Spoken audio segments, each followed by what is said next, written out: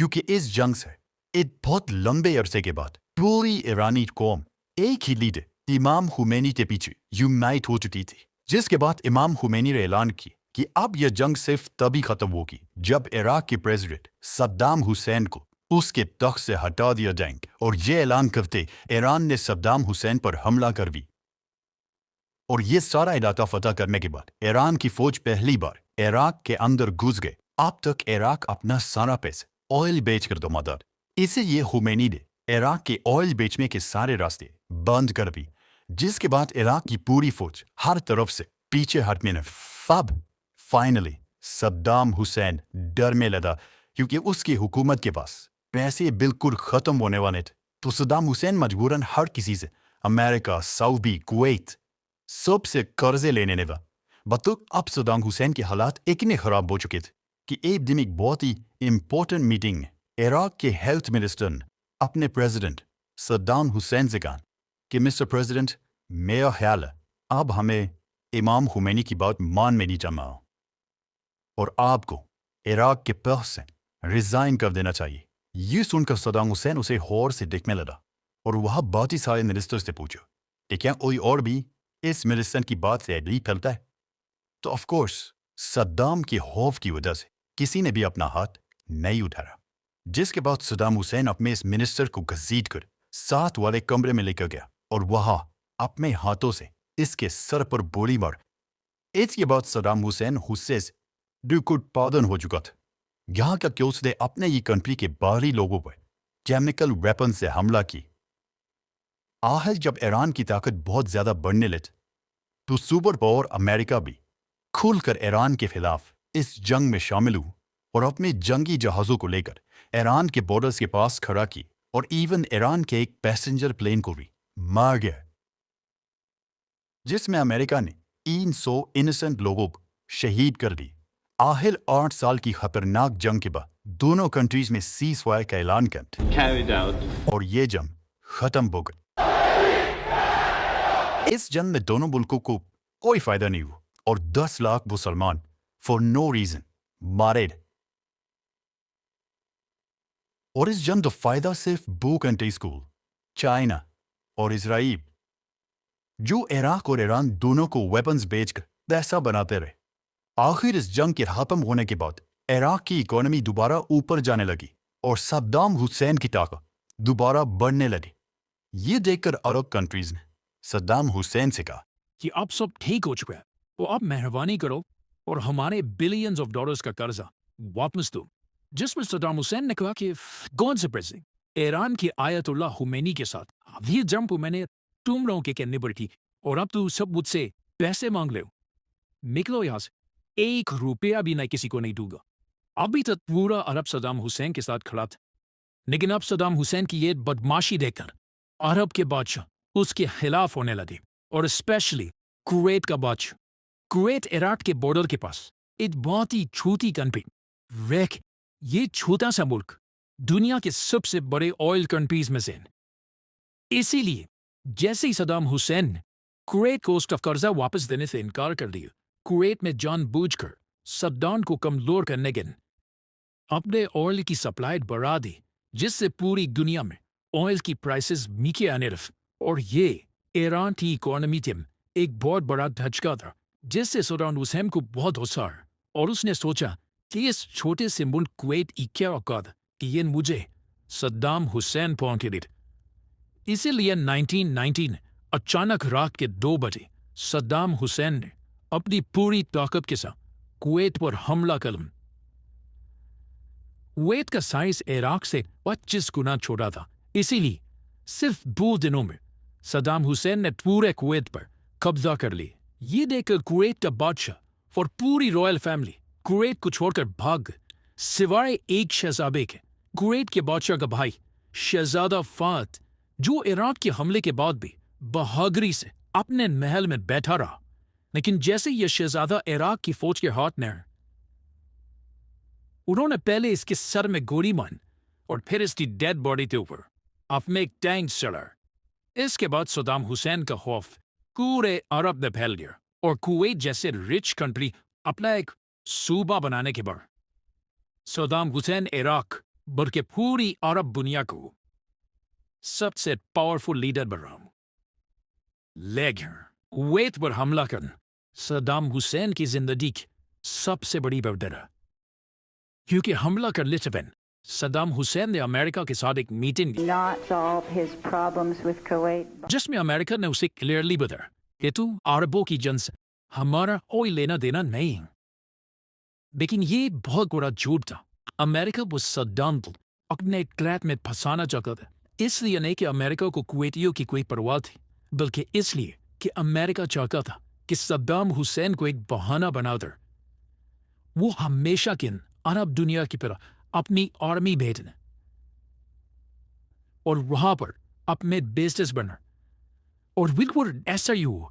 America बहुत ही चालाकी से बाकी अरब कंट्रीज को सद्दाम हुसैन की ताकत से डराने लगा, और इवन अमेरिका ने सऊदी बादशाह को इराक के फेक कैनको की तस्वीरें भी दिखाई कि अगर सद्दाम को ना रोका दे तो उसका नेक्स्ट टारगेट सऊदी अरब होगा।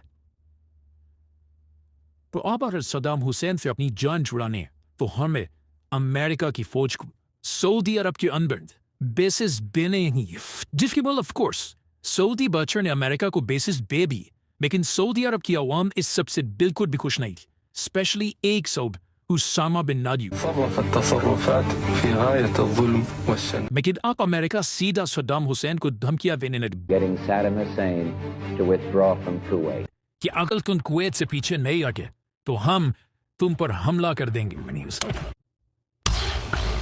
लेकिन जब सद्दाम पीछे नहीं हटा तो अमेरिका ने अरब ने अपने नए देश से सद्दाम हुसैन की फौज पर हमला कर दी, और सिर्फ एक महीने में पूरे कुवैत दोबारा आजाद कर ली।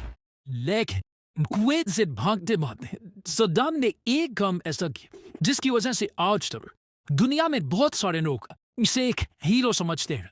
जैसे ही अमेरिका ने इराक पर हमला किया, सद्दाम हुसैन को पता था कि वो अमेरिका को तो कुछ नहीं बिगाड़ सकता, इसी उसने पहली बार अपने निज़ाई फरोह अमेरिका के दोस्त इजराइल की तरफ किया, Iraqi troops were to enter, we would act. और इजराइल के कैपिटल पर 40 मिसाइल से हमला कर दी। इजराइल पर इस हमले के बाद अमेरिका, सऊदी और इजराइल सुख को समझ आ गई कि अब सद्दाम हुसैन को हटाने का वक्त आ चुका है। तो अब जो पूरी दुनिया सद्दाम हुसैन के खिलाफ हो चुकी थी, तो सद्दाम हुसैन ने भी ये देखकर अपने आप को बिल्कुल बदल दी।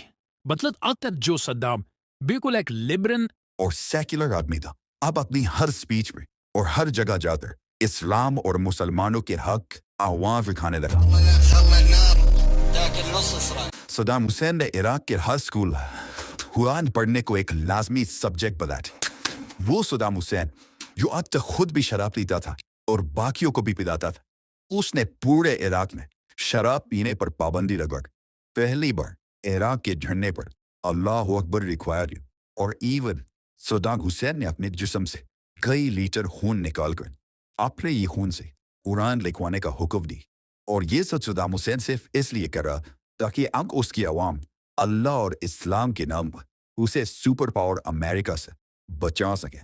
लेकिन अब ऐसा करना इम्पॉसिबल, क्योंकि अमेरिका ने सद्दाम हुसैन की हुकूमत इतनी पाबंदियां लगाई थी कि वो एक गठला भी तेल का किसी को नहीं बेच सकता था, जिससे उसकी इकोनॉमी बिल्कुल तबाह हो चुकी थी।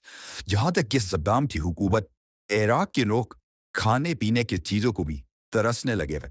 और ये अमेरिका की पुरानी आदत, अमेरिका के सैंक्शंस ऐसी हो, अमेरिका के सैंक्शंस के बाद इराक के हालात इतने खराब हो गए कि यहाँ पर सद्दाम हुसैन को उसकी जिंदगी का सबसे बड़ा झटका मिला। अचानक एक दिन सद्दाम हुसैन के 2 बड़े जनरल्स इराक को छोड़कर फरार हो गए, और कुछ ही दिनों बाद ये जनरल्स पूरी दुनिया के टीवी के सामने अरेस्ट Weapons program. और कहा कि सद्दाम हुसैन एक बहुत ही जालिम डिक्टेटर है, عرف الحصار और सब बड़े कंट्रीज को मिलकर सद्दाम को उसके तख्त से हटाना चाहिए। और साथ ही एक बहुत ही खतरनाक बात कही कि सद्दाम का इरादा ये है कि वो इराक के लिए एटम बॉम्ब बंदी। इन जनरल्स की बातों की वजह से सद्दाम हुसैन को बहुत दुख हुआ, क्योंकि ये कोई आम जनरल्स नहीं थे, बल्कि ये दोनों जनरल्स सद्दाम की 2 बेटियों के शौहर भी थे। को अब तक सद्दाम हुसैन के दामाद में उसके खिलाफ ये बातें فالمیریکا روس کا بہانا 48 hours. کہ صدام کو کیسے اور کب ہٹانا ہے۔ صدام حسین کے اپنی دامادوں کی بغاوت کے بعد ان دونوں کو ایک میسج ہوئی کہ میں تم دونوں کو معاف کرنے کے لیے تیار، اگر تم فوراً میری بیٹیوں کو لے کر واپس عراق آؤ۔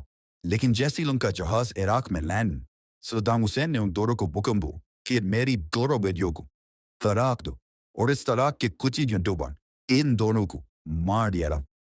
جس کے بہت عرصے بعد صدام حسین کی بیٹی سے انٹرویو لیا گیا، جس میں انٹرویور نے اس سے پوچھا کہ آپ کے شوہر کو کس نے مارا؟ فوئی آیا کیا آپ کے بعد صدام حسین نے جس پر اس نے کہا کہ نہیں لا الولد ما كانوا معنا. کو انٹرویور نے دوبارہ پوچھا کہ پھر کس نے مارا؟ کیا آپ کے بھائی نے مار لی سمپر حسین؟ تو صدام کی بیٹی نے کہا کہ ہاں، يعني رح ابعد شوية عن الحق. ہمارے ہسبینڈس کو ہمارے بھائی نہیں مارا۔